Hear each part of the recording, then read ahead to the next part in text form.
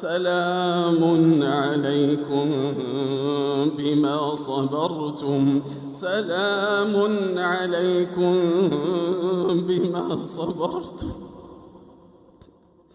سلام عليكم بما صبرتم فنعم عقبى الدار. والذين ينقضون عهد الله من بعد ميثاقه ويقطعون ما أمر الله به أن يوصل ويفسدون في الأرض، أولئك لهم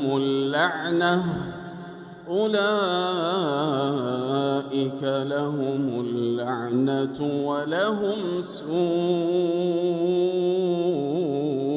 الدار.